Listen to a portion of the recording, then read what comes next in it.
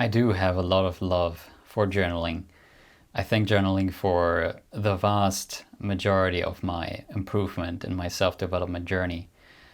So I started journaling in about 2013 when I discovered a healthy lifestyle and discovered that for my life, and that really got me thinking about the future and really got me out of this light depression.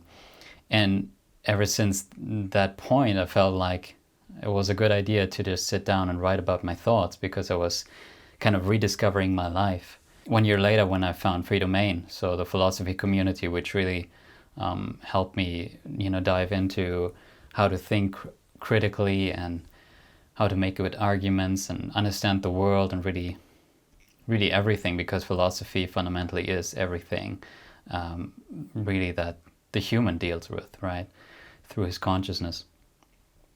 And then I really delved into the journaling, and I became very consistent. So I kind of had the rule of minimum 350 words every day, right? So usually I would just sit down on the computer in the evening before I went to bed.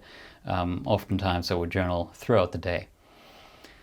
So I don't journal anymore, but as I said, I have done so for a long time. And so journaling, of course, is writing down your thoughts and feelings, really. That's all it is. And I guess the seed for me was planted quite early. I was quite an unhappy child. And when I was about, I think, 8 or 9, I was particularly upset. I think it was about school. I was unhappy about classmates. I don't know if it was about bullying or something, but I was very unhappy in school, and so I talked to my mother, really. And at that time, my parents were already separated, and so I was living with my older brother and my mother. And really, I was quite desperate, and I was quite in despair, and asked her for help, like what can I do? And she recommended to me to just take a pen and paper and write down what you think and feel. And that's one of the very, very few instances where I got good advice from my mother. It's really good advice, because with journaling you can't lose. There's no way you can lose with journaling. Like, either you gain some insight, or you gain the insight that you're resistant to journaling, to getting insight, right? Plenty of people don't want to journal, right? Because they don't want to see themselves in the mirror, so to speak. Now, for me, there were a couple of topics that or problems that really journaling was solving for me, right? And I think the primary one was confusion. The journaling can really help in solving that confusion, because you just you sit down and talk about it, really. And I think the writing down can be much more effective, particularly in the beginning, if you're new to self-development, because it kind of guides you and directs you. It's much more real than just thinking about something, right? It's much more involved. And I regularly sat down to, being confused, and I wrote about it, and I thought about it more. And the journaling really, time after time, was able to resolve that confusion. Solving conflict is another thing, because conflicts really, as Stefan Molyneux says, conflicts arise out of a lack of empathy for the other person, right? And the journaling helps you tap into what you yourself think and feel. So that's developing empathy for yourself. And when you have that empathy for yourself, you're much more likely to extend that, much more able to extend that to other people. And when you really understand where another person is coming from, who might have a different kind of opinion or desire for anything, then that is going to be, making conflicts vanish, essentially. Because when you recognize the validity of another person's, differing position, then you can start to solve conflicts. For another one, a big one for me, is solving dissatisfaction. And by that I mean a very broad broad term, right? Dissatisfaction ranging from, I'm not happy with how the day went, I'm not feeling fulfilled, all the way to depression.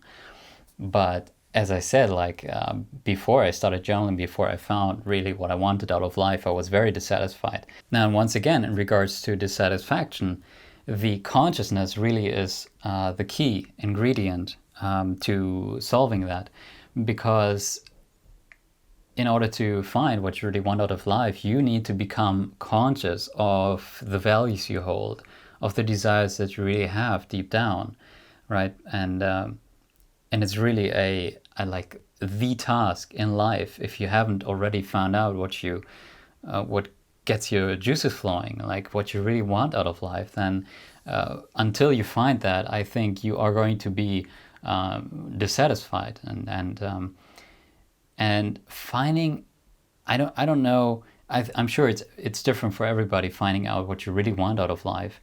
And I really do believe that for everybody there is something like that, and that might involve a kind of process to get there, to change who you are, your relationships, and all of that can develop through journaling. I'm quite convinced of that. Now, there's another aspect to journaling which I think is quite powerful, and that is bonding with yourself, right? Because journaling really is quality time with yourself. You're setting yourself up in a peaceful environment where you are in a very intimate moment, because you can really control where you journal, whenever you journal, and how you journal. It's the whole environment, the whole interaction is in your control. Now, I think the bonding with yourself is hugely important, because we are really in an involuntary relationship with ourselves, right? We're in the same way that we should, treat our children to the very best, because they can't leave the relationship, right? They can't just leave their parents when they're children. We should treat ourselves even better, in a way, because we are in an involuntary relationship with ourselves. We can't leave ourselves. We're always with ourselves, and we will never split from ourselves, right? We will never grow up and be able to leave ourselves if we don't like ourselves, right? So cultivating that bond with ourselves, I think, is quite essential. And journaling is doing exactly that. It's cultivating this relationship by just spending time with ourselves and really getting to know ourselves, right? Which it's very important. It sounds very simple, but self-knowledge is absolutely essential if you want to live a good life, right? Because if you don't know your own history and your own defenses, you will more or less be a robot, right? Because you don't know the choices that you're making. Like, really becoming conscious is expanding your self-knowledge. Now, I'm sure it doesn't come as a surprise when I say that journaling is considered part of the therapy process, right? And any therapist worth his money is going to encourage you to journal while you're doing therapy. And journaling is considered to be, at least in part, a substitute for therapy. And certainly was for me very powerful. That being said, therapy, of course, can be much more effective, because there's a person who is experienced, who went through the process already, and can guide you. And I'm sure that there are people for whom journaling doesn't really work very well, and for those people, certainly therapy can be the solution. And that brings me to the final point, which is that journaling, really, it's free. That's what's so amazing about it, right? I mean, you can get an incredible amount of value out of it, by just sitting down on your computer. Maybe you journal on your smartphone. Pen and paper isn't all too expensive, and that's really what's so beautiful about journaling, that there's basically no limit. Like, only the time that you are willing to spend on it, you can do this for hours, and I certainly did, and it was hugely helpful. And I think even for most people, just an hour a week or something is hugely effective, because the less you do something, the more you can achieve with it, right? I mean, in the last months or years even that I was journaling, I wasn't getting much out of it anymore, unfortunately. And as unfortunate that is, it's a good sign. It's a sign of growth, and really journaling ideally should be outgrown, because journaling is really not the goal itself, right? It's the means to achieve the end goal of consciousness, that will in turn, right, result in a higher level of satisfaction, of happiness.